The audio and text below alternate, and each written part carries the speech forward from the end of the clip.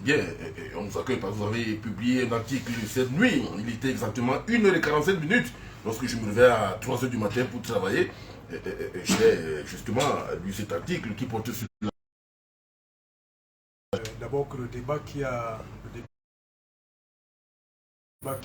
cours sur les réseaux sociaux est lié au fait qu'il y a un certain nombre de lanceurs d'alerte qui ont repris l'information et l'ont façonné à leur manière, sans citer les sources, sans donner les faits.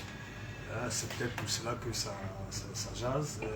Il n'est pas dit dans l'article que Equinox sera convoqué. Il est dit que Equinox est convoqué, notamment son président directeur général Séverin Tchunke et le présentateur de l'émission Equinox Soir, Serge Alain Autou, qui est par ailleurs le directeur des programmes de cette chaîne.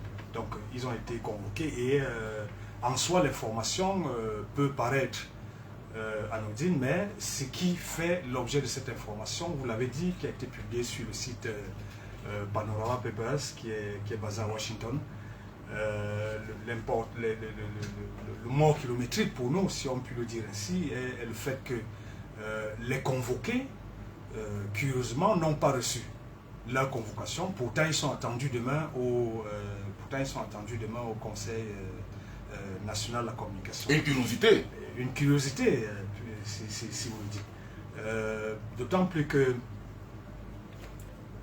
l'accusation, selon les sources, ça c'est cité dans l'article qui est publié dans Panorama Papers, peut-être que nous reviendrons avec plus d'informations sur ce sujet dans le messager de demain. L'autre information, en tout cas, c'est que ils sont convoqués parce que lors de l'émission du 3 novembre plutôt. Du 3 novembre effectivement, du 3 novembre, l'un de leurs panélistes, cadre du MRC, a eu des propos qui ont heurté certaines sensibilités, et ces propos ont un lien avec la longévité du président de la République au pouvoir, et les motifs qui sont énoncés par le Conseil national de la communication indiquent que ces propos-là sont de nature à amener un soulèvement populaire. Ces propos-là, selon les mêmes motivations contenues dans en tout cas, qui ont été invoquées par notre source au sein du Conseil national de la communication, disent que c'est un outrage.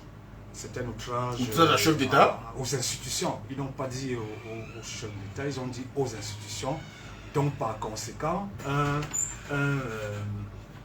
une incitation à la vindicte à l'endroit du président de la République. Donc c'est pour cela qu'ils sont convoqués demain. Donc je continue de dire, mais malheureusement, peut-être avant de sortir de là, malheureusement, lorsque nous avons joint le staff d'Equinox, aucun des deux, que ce soit le président directeur général d'Equinox, Séverin Tchunke, encore moins Serge Alain Autou, qui est le présentateur vedette de cette émission qui, je pense bien, a été créée en 2018. Aucun des deux n'est au courant de cette convocation, et on se pose bien la question de savoir comment est-ce que les gens sont convoqués. Eux-mêmes ne sont pas au courant, et selon les sources au sein du Conseil national de la communication, il semble que en fait, les sanctions elles-mêmes sont déjà arrêtées. Les deux, en fait, l'émission... Il ne reste que l'entérinement. Il faut juste entériner. L'émission, l'émission, comme son présentateur, seront suspendues pour 1 mois, selon ce qui a été dit. Ça, je parle.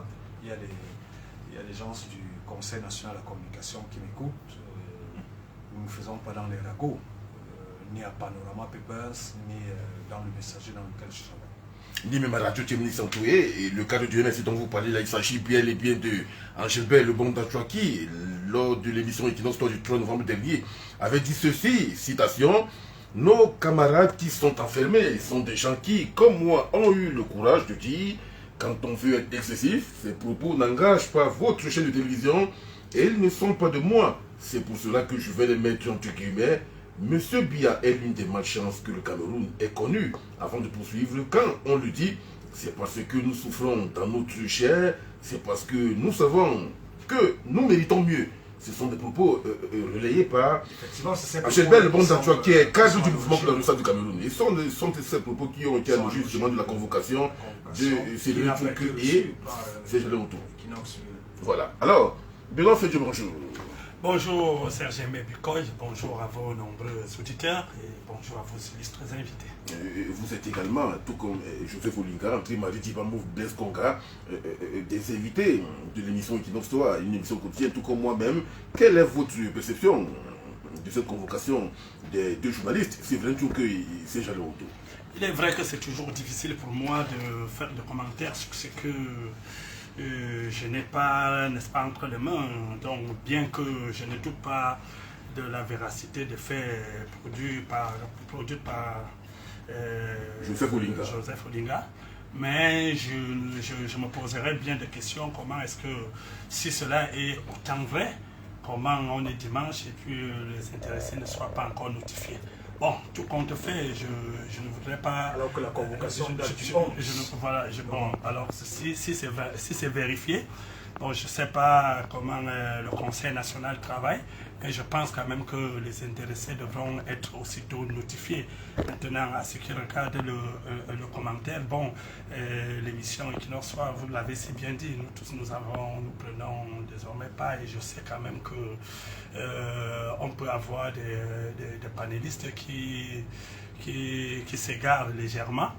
Bon, maintenant, n'étant pas du Conseil national de la communication, je ne peux pas aisément m'étaler, n'est-ce pas, sur les motifs réels et sur les données qui portent à considérer un propos comme aussi grave qui nécessite des sanctions. Donc, je ne peux que, n'est-ce pas, apprécier ça et regarder et attendre, n'est-ce pas, avoir le détail sur cela, au risque de me faire égarer dans une piste qui ne serait pas la vraie piste. D'accord. André Marie Dibamou, bonjour. Bonjour, c'est Jémé Bikoy. Bonjour à tous nos co-panélistes. J'ai le grand plaisir de vous retrouver. Bonjour aux auditeurs, aux mobinotes, on va dire ça, aux téléauditeurs de Panorama Papers et de Scientou qui nous regardent à travers le monde. C'est un plaisir d'être là.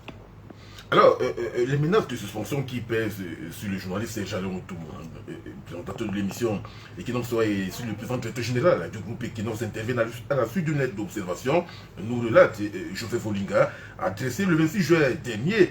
La correspondance signée du président du Conseil national de la communication, Joseph Tchébon Kalaboussé, accuse la chaîne de télévision Equinox d'avoir diffusé des propos incitant la haine des institutions de la République, notamment du chef de l'État, susceptible de porter atteinte à la paix sociale et à l'unité nationale. Des propos indiquent la correspondance qui ont été tenus lors de l'émission Equinox Soir du 19 juillet 2022. Vous savez, ces derniers temps, la chaîne Equinox a été, on se souvient qu'il y a quelques mois, Cédric Moufélé, qui n'est plus dans cette chaîne de télévision, et Séverin Tchouke avait été suspendu pour un mois. Est-ce qu'aujourd'hui, vous notez, vous soupçonnez cet acharnement à l'endroit de cette chaîne de télévision, à votre avis? Alors, écoutez, au niveau de la JDC, nous pensons que les médias font partie du baromètre de la démocratie dans un pays. Et que plus le média est libre, plus nous avons le sentiment que la démocratie se porte mieux. Et c'est le président Reagan qui disait qu'au lieu d'avoir un gouvernement sans presse, il préférait avoir une presse sans gouvernement. C'est-à-dire que le pouls de la société, le niveau réel de l'être social, des interactions sociales, économiques, politiques, se mesure, n'est-ce pas, au niveau des libertés que les acteurs de la presse ont. C'est eux qui rendent compte finalement de la société à l'opinion et à nos partenaires. Donc voilà, nos partenaires nationaux ou binationaux, donc, ou internationaux. Donc voilà le rôle de la presse dans un pays. La presse joue également un rôle d'opinion, parce que la presse est, on va dire, une plateforme qui donne la parole aux acteurs qui sont totalement responsables de ce qu'ils disent. La presse joue également un rôle tribunicien, parce qu'elle donne aussi la parole par intermédiation à des personnes qui n'ont pas accès à la presse. C'est pourquoi la presse peut descendre faire des vox pop pour enregistrer ce que l'opinion pense de questions précises. Donc, ce que disent des acteurs politiques, qui plus est, sur un homme politique, qu'est le président de la République, ne peut pas être adossé par une plateforme médiatique dans la mesure où elle a donné la parole. Donc ici, il y a la responsabilité pénale de celui qui a tenu des propos, si ces propos sont avérés, qui doit être engagé. Mais cette responsabilité pénale, elle est individuelle, ce n'est pas la responsabilité du média qui joue un rôle de donner la parole. Alors cette fois, et pour ce qui est de l'outrage ou de la diffamation, il faudrait que ce soit le concerné, c'est-à-dire qu'il y ait un élément, ce qu'on appelle en droit un élément matériel. L'élément matériel étant ici l'enregistrement, il faut qu'il y ait la plainte. La plainte doit être adressée par le chef de l'État. Ben, il faut qu'on arrête dans mon pays, parce que ça fait plusieurs plaintes d'outrage au président de la République par des fonctionnaires ou le ministère public qui se saisit de l'affaire. Aujourd'hui, c'est le CNC, mais ça aurait pu être toute autre personne. Mais ce que nous disons, c'est qu'il ne faudrait pas que des personnes, sous couvert de ce qu'ils assurent la police de la communication, puissent utiliser le nom du chef de l'État pour poser des actes qui peuvent être taxés plus tard d'antidémocratiques. Parce que ça ne sert pas du tout le président de la République qui n'en a pas besoin. Alors il sait très bien comment se défendre. Un président de la République a des avocats, un président de la République a un porte-parole, il a une cellule de communication qui peuvent très bien prendre la parole lorsqu'ils estiment que son honneur et sa respectabilité est engagée. Encore qu'il faudrait qu'on soit clair sur la fonction de président de la République, peut-être parce qu'on n'en a eu qu'un seul ou seulement deux, on a perdu la notion de l'humanité qu'il y a derrière les hommes d'État. Les hommes d'État sont avant tout des êtres humains, c'est des hommes comme vous et moi.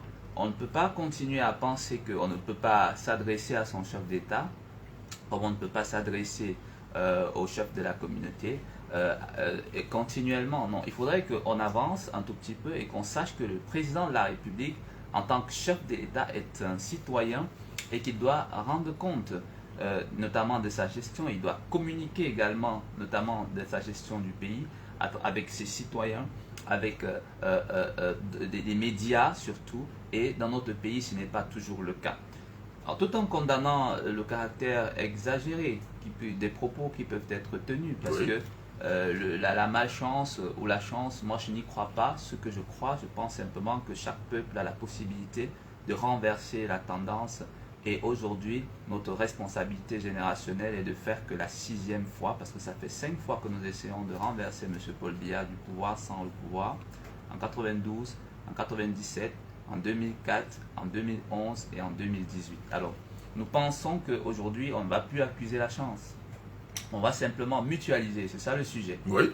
On va mutualiser nos efforts, on va coaliser nos forces, on doit organiser ce que la JDC appelle la primaire de l'opposition, parce que vous verrez, il y a